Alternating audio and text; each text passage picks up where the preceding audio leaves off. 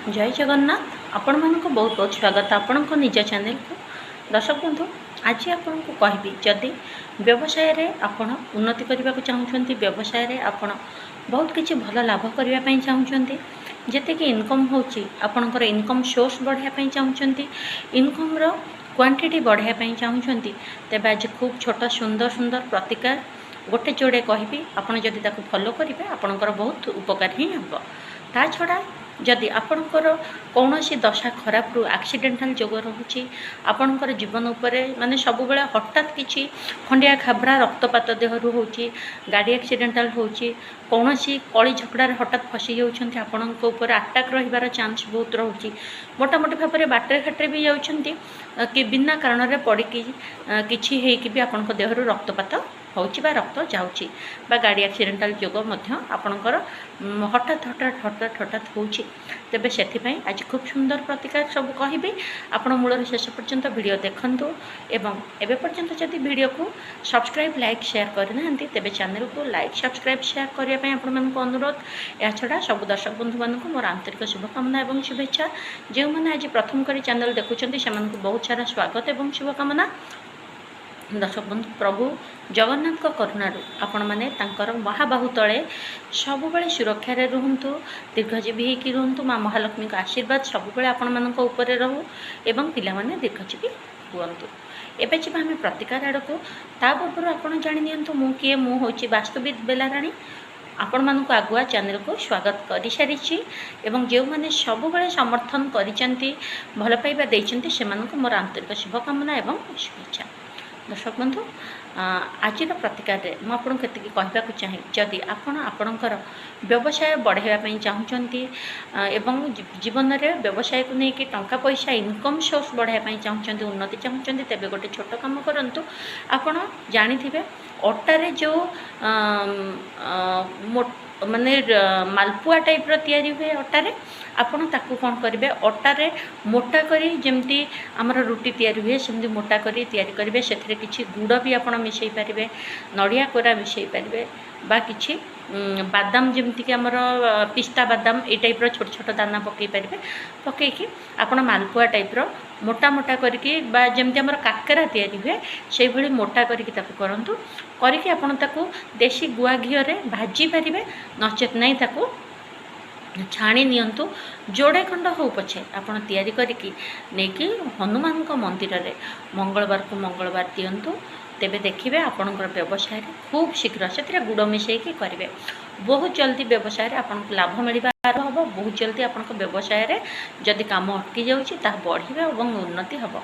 यह संगे हलदिया बा कमला रंगर जो माने हमर हनुमान कलर जोटा कहते सिंदूरी कलर बा कमला कलर से ही कलर आपण लेंगुटी अर्थात हनुमान जो पिंधती तांकर जो वस्त्र हनुमान मंदिर रे आपण मंगलवार दिन लगे करंतु। किंतु जहाँ भी करेंगे जो मैंने सब मो वीडियो देखती से मैंने जानी मोर उपाय गुड़िक केमिति निश्चिंत निजर मनर कथा मानसिक कहे जे प्रभु आपण दयारू मोर व्यवसाय उन्नति हो जाइए, मोर टंका पैसा बहुत भल इनकम होची, मोर इनकम सोर्स बढ़ी जाइए, मो पाखक बहुत भल टंका आसूची, मोर बहुत भल काम लगुच, परिवार से टंकार बहुत सुख शांति चलुंट रही कहीकि आपड़ से जो माने अटार जो मालपुआ बा आपण जो काकरा भाया तैयारी करते कही एवं वस्त्र आपड़ दान करूँ। यह से जो अटार जो आपड़ तैयारी करेंगे काकरा सेटा को आपड़ चाहिए मसक थरे लेखा दे पारे बा 3 मासरे थरे लेखा दे पारे। आपण श्रद्धा सप्ताह को थरे भी दे पारे, सेटा आपण श्रद्धा उपर निर्भर। किंतु ये जो ठाकुरंकर जो वस्त्र आपण वस्त्र मालपुआ किंतु वर्ष को थरे जदि आपण करूछंती आपणकर इनकम जमती चली ताहा अधिक आसीबो एवं भल आपणकर आसीबो। वस्त्र वर्ष को थरे दियंतु एवं ये मालपुआ जदि आप 3 मासरे थरे करूछंती वर्ष को थरे 2 थर दौरान बा आपड़ चाहिए मसक थरे भी दे पारे, 15 दिन थरे भी दे पारे। देखिए आपणकर व्यवसाय उन्नति हम। यह छड़ा जदि आपणकर जीवन में पिला जीवन में देखूँ वर्तमान राहु शनि समय चली जातक माने घरे घरे जातक शनि दशा राहु दशा ये सब दशा पीड़ित हो ପିଲା ମାନେ ଆକ୍ସିडेଣ୍ଟାଲ ଯୋଗ ପଡ଼ିପାଡ଼ିକି ଖଣ୍ଡିଆ ଗଣ୍ଡଗୋଳ କେସ୍ ସବୁଥିରେ ଫସୁଛନ୍ତି। ଏଇଭଳି ଯଦି ଆକ୍ସିଡେଣ୍ଟାଲ ଭୟ ଆପଣଙ୍କର କିଛି ବି ରହିଛି, ସବୁବେଳେ ରକ୍ତପାତ ଦେହରୁ ହେଉଛି, ତେବେ ହନୁମାନ ମନ୍ଦିରରେ ସେହି କମଳା ରଙ୍ଗର ବା ହଳଦୀ ରଙ୍ଗର ପତାକା ଆପଣ ଦିଅନ୍ତୁ ଏବଂ ତାକୁ ମଙ୍ଗଳବାର ଦିନ ଦିଅନ୍ତୁ। ରିକ୍ୱେଷ୍ଟ କରନ୍ତୁ ମନ୍ଦିରରେ ଲଗାଇବା ପାଇଁ। ପତାକା ତ ଦେଲେ ସେ ଲଗାଇବେ ନିଶ୍ଚିନ୍ତ। ମନ୍ଦିରରେ ଯଦି ପତାକା ଲାଗେ ତେବେ ଆପଣଙ୍କର ଏଇ ଯେଉଁ ଦୁର୍ଦ୍ଦଶା ରହିଛି ପିଲାଙ୍କ ଉପରେ ବା ଆପଣଙ୍କ ଉପରେ, ଏହା କଟି ଯାଇଥାଏ।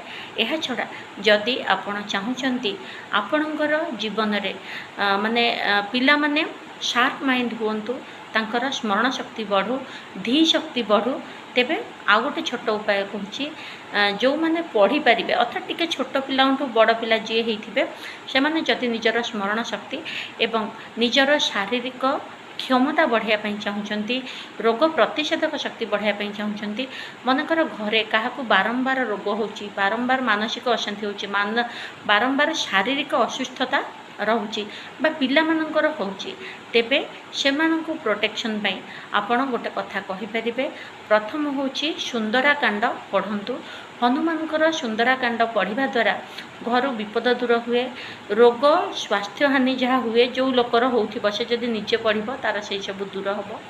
ଏବଂ କେହି ଯଦି ମନେକର ଜଣେ ପଢ଼ିପାରୁନି, ସେ ରୋଗ ଶଯ୍ୟାରେ ଅଛି, ସେ ନିଜେ କରିପାରୁନି ବା ସିଏ ପଢ଼ିବା ଜାଣିନି ବା ପିଲା ଅତି ଛୋଟ, ଆପଣ ଚାହୁଁଛନ୍ତି ତାର ସ୍ୱାସ୍ଥ୍ୟ ଭଲ ରହୁ, ତାର ମାନସିକ ଉନ୍ନତି ହେଉ, ତାର ବୌଦ୍ଧିକ ଉନ୍ନତି ହେଉ, ତେବେ ଆପଣ ମଧ୍ୟ ଯେମିତି କହିଛି ଆଗରୁ ଫୋକ୍ସାୟରେ ଆପଣଙ୍କୁ କହିଥିଲି ଯେ ପ୍ରକ୍ସି ଚାଣ୍ଟିଂ, ଜଣେ ଯଦି ଜପତପ କରିପାରୁନି ତା ନାଁରେ ମାନସିକ ଧରିକି ଆଉ ଜଣେ କରିପାରିବେ।